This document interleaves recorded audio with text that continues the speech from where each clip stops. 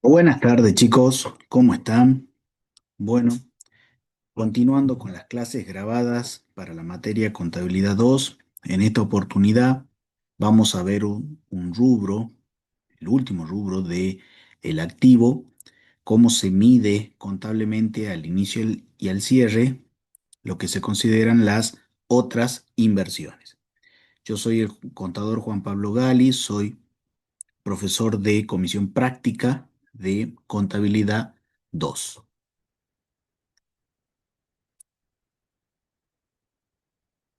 Bien, comenzando con un breve repaso sobre lo que ustedes ya abordaron en teoría, sabemos que una entidad reconocerá un elemento como otra inversión cuando cumpla con la definición general del párrafo 22. Esto no es otra cosa que la definición de activo, que después ya vamos a retomar sobre este punto, y la definición específica en el párrafo 435, que es la definición sobre otras inversiones. Como segundo punto, que su medición satisfaga el requisito de confiabilidad y credibilidad. Y como último punto, que su contribución a los beneficios económicos futuros de la entidad resulte probable. Es decir, cuando se den estos tres puntos, estas tres condiciones, la entidad podrá reconocer a ese bien como otra inversión. Bien, ahora, la NUA, la RT 54, en su párrafo 22, define lo que es activo, estableciendo que activo es un recurso económico controlado por la entidad como consecuencia de hechos ya ocurridos.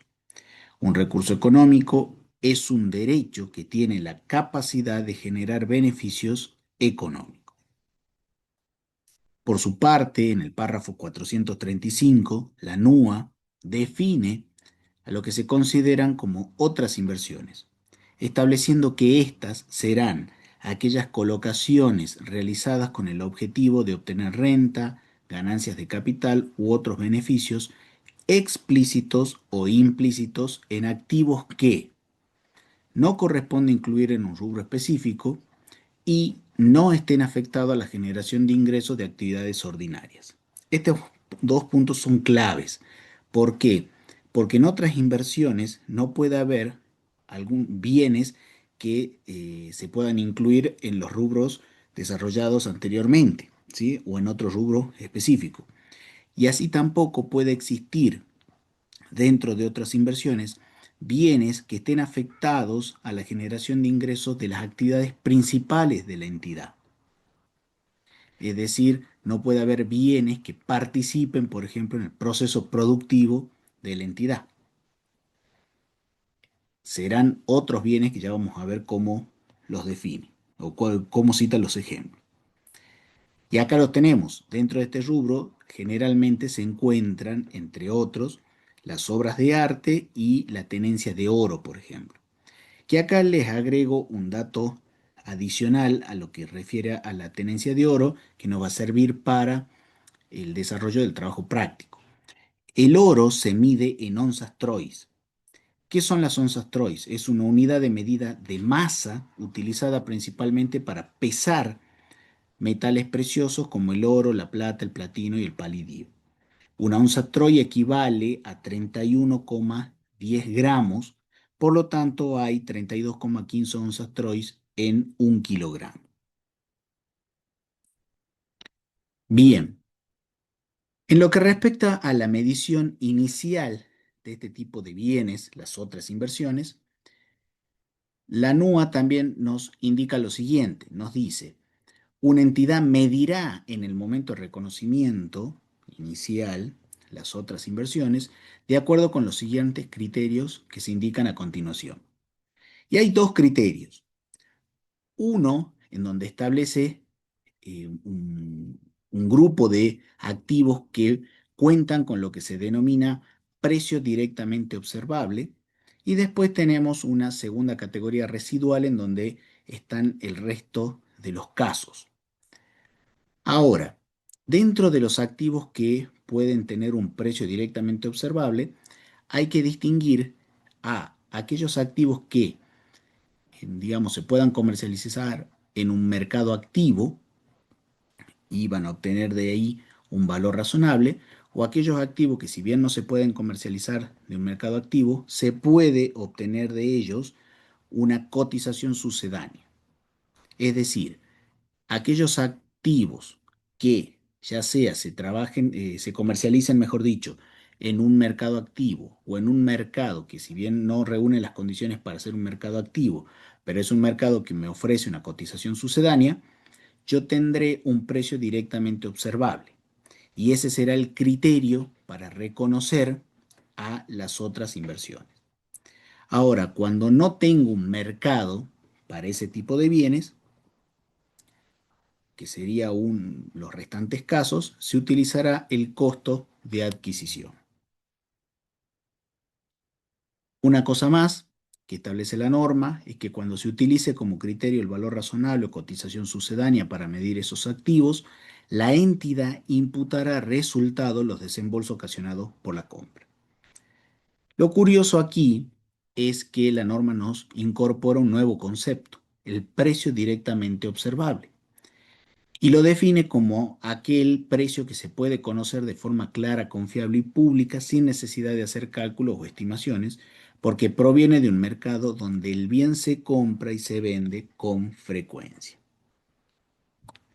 Bien, y repasando el concepto de mercado activo, que forma parte de la norma, digamos en la sección de glosario, ahí pueden adquirir pueden consultar esta definición, es el mercado en el cual las transacciones de los activos o pasivos tienen lugar con frecuencia y volumen suficiente para proporcionar información para fijar precios sobre una base de negocio en marcha. Bueno, con lo que respecta a la medición posterior, ¿sí? Es decir, la medición al cierre, por ejemplo, para la baja de este tipo de bienes, la NUA también nos establece que una entidad medirá sus otras inversiones de manera consistente con lo establecido en la medición inicial. ¿Qué quiere decir esto? Cuando sean activos con un precio directamente observable, a su valor razonable o su cotización sucedánea, y en todos los otros casos a su costo de adquisición. Pero aquí se nos presenta, ¿sí?, otra nota aclaratoria. Al cierre del ejercicio, la entidad debe evaluar si existen indicios de desvalorización de estas otras inversiones medidas por su costo de adquisición. Bien, ese sería el repaso general de lo que ustedes ya abordaron en clases teóricas. Ahora lo que vamos a hacer es desarrollar este trabajo práctico número 17 de otras inversiones que consta de dos casos. En un primer caso vamos a ver cómo se evalúa la tenencia de oro y en un segundo caso cómo se evalúa una obra de arte. Caso práctico número 1. La empresa GQSA decide realizar inversiones para resguardar sus excedentes líquidos financieros. Para ello decide comprar, mediante transferencias bancarias de su caja de ahorro, el 10 de febrero del 20X, en el Banco Pirámide, donde tiene sus cuentas comerciales, 3 lingotes de oro que pesan 400 onzas Troy cada uno, aproximadamente 12,4 kilogramos. Su valor razonable al momento de adquisición era de $1.860 y el tipo de cambio del dólar 200 pesos. El 31 del 12 del 20X, los lingotes siguen en existencia en la compañía y la compañía cierra su ejercicio económico el 31 del 12 de cada año, siendo su valor razonable de la onza Troy a esa fecha $1.900 y el tipo de cambio del dólar 250 pesos. Se considera el mercado de oro como un mercado activo. Se pide registrar y evaluar al cierre del ejercicio. Bien, haciendo un primer análisis del enunciado, podemos extraer los siguientes datos importantes. Primero, el mercado de oro se considera como un mercado activo.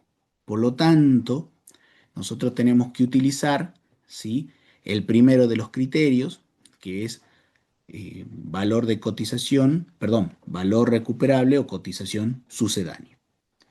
Ahora, ¿tenemos esos datos? Veamos. Tenemos, la operación se realiza el 10 de febrero del 20X. ¿Y qué contamos? Contamos, bueno, ¿con qué datos contamos? Con la cantidad de lingotes de oro que compra, pesados en onza y un peso aproximado en kilogramos. El valor razonable al momento de la adquisición, que son $1.860 por lingote, y hay un tipo de cambio del dólar que es la cotización en ese momento. Luego, el 31 del 12, hay algo clave que nos indica el enunciado que dicen los lingotes siguen en existencia, por lo tanto tenemos que evaluarlo a su valor razonable a ese, digamos, a esa fecha, y para eso el enunciado nos da como dato, ¿sí?, que la onza al 31 del 12 vale $1.900 y que el tipo de cambio por dólar es 250 pesos. Entonces, por lo visto, tenemos todos los datos para poder realizar las registraciones contables. Ahora, previo a eso, vamos a calcular cuál fue la inversión en estas otras inversiones. Y acá tenemos un cuadro en donde colocamos las fechas. Este es un papel de trabajo que pueden ustedes adaptar después en la práctica profesional cuando le toque hacer este tipo de evaluaciones. Pero básicamente lo que tiene que contar son las fechas para poder después anticuar las partidas, la cantidad de lingotes. ¿Por qué? Esto es importante porque nosotros generalmente vamos a tener un precio unitario. Entonces, para poder sacar el importe total, vamos a tener que contar con el dato de la cantidad, ¿sí?, por ese precio unitario para sacar el importe total. La cotización en dólares de cada lingote. El mercado del oro tiene cotizaciones de manera dinámica. Todos los días tiene una cotización diferente. El tipo de cambio, ¿sí?, del dólar en ese momento. Y ahí vamos a sacar el precio unitario, que para el 10 de febrero del 20X resultaba ser 372 mil pesos por lingote, multiplicado por 3 lingotes. La operación que se llevó a cabo el 10 de febrero del 20X fue de 1.116.000 pesos.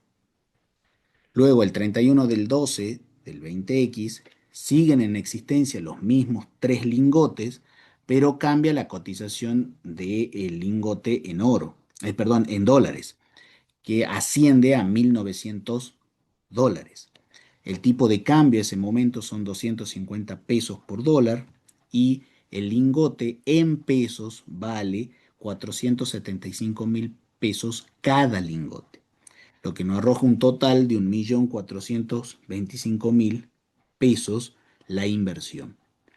Y calculamos un resultado que por ahora le vamos a llamar así, resultado, después vamos a ver cuál es su tratamiento, de 309.000 pesos. En lo que respecta a las registraciones contables, tenemos el 10 de febrero del 20X, tenemos que registrar la adquisición de la inversión. Entonces, otras inversiones oro, 1.116.000 pesos. Este dato, como puede observarse, sale de aquí, del papel de trabajo, a Banco Pirámide Caja de Ahorro porque lo hace por medio de transferencia bancaria. Y al 31 del 12 del 20X, como este bien tiene que quedar valuado a su valor razonable, ¿sí?, fíjense que también del mismo papel de trabajo obtenemos ese valor razonable que sería 1.425.000 pesos. Nosotros en libros tenemos ya 1.116.000 pesos. Por lo tanto, para acceder a este valor de 1.425.000 pesos, debemos reconocer un resultado por tenencia positivo de 309.000 pesos. Y eso es lo que refleja este asiento. Bueno, eso sería la resolución del trabajo práctico 17, caso 1. Como verán, no es Nada complicado, simplemente hay que prestar atención si se cuenta con todos los datos, analizarlo en cada caso particular y hacer las registraciones en el momento inicial y al momento de cierre. Bien, ahora vamos a pasar a ver el segundo caso práctico, que en este caso vamos a tratar cómo se registra, cómo se mide, tanto inicial como posterior, la medición inicial como posterior de una obra de arte. El enunciado del caso 2 dice lo siguiente. El 15 de mayo del 20X, la empresa Triple M S.A. adquirió en una subasta a beneficio de la Fundación Garrahan una obra original de Milo Loquet de 100 por 200 centímetros, de esmalte sintético al agua sobre tela. La empresa abonó por la misma 300.000 pesos mediante transferencia bancaria desde su cuenta corriente del banco AASA. Al 31 del 12 del 20X, la obra permanece exhibida en las instalaciones de la empresa. Se pide registrar y evaluar al cierre del ejercicio. Bien, analicemos este caso particular, que se trata, a diferencia del caso anterior, es otro tipo de otras inversiones, como lo es la obra de arte. Lo primero que observamos es que este tipo de bienes, obra de arte, no cuenta con un mercado activo en el cual se comercialicen este tipo de obras, ¿sí? Las obras de arte se comercializan por medio de subastas y ahí existe un precio que paga el, el, el interesado en, digamos, en comprar, en adquirir esa obra de arte y forma parte también del mismo proceso de la subasta. Por lo tanto, no tenemos un precio directamente observable, como un valor razonable o un valor de cotización sucedánea. Y aquí tenemos que aplicar el segundo criterio, que aplicaría en general para todos los otros casos, que es el costo de adquisición. Entonces vamos a registrar la incorporación al patrimonio de este tipo de bienes por su costo de adquisición. En este caso, 300.000 pesos. Bien, bueno, antes que nada, le quería comentar que Milo Lockett es un artista plástico chaqueño, autodidacta, que comenzó su carrera luego de trabajar varios años en la industria textil y en el año 2002 cerró su fábrica y estampadora textil y abandonó completamente sus actividades empresariales para dedicarse por entero a la pintura. Es un artista argentino, ¿sí? Que aún vive. Y bueno, aquí tienen algunas de sus obras más relevantes por las cuales ganó reconocimiento.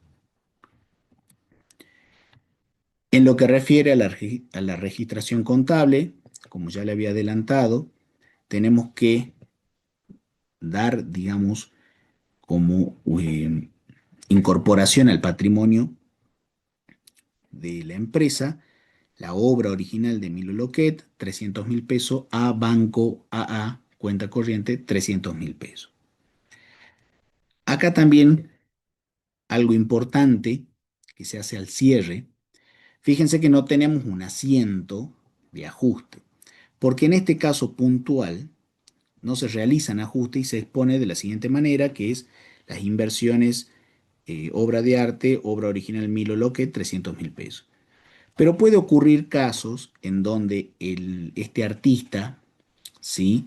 O las obras de este artista sufran una desvalorización significativa y ahí nosotros vamos a tener que reconocer esa desvalorización en la obra de arte y reconocer el resultado cuando tengamos prueba fehaciente de eso.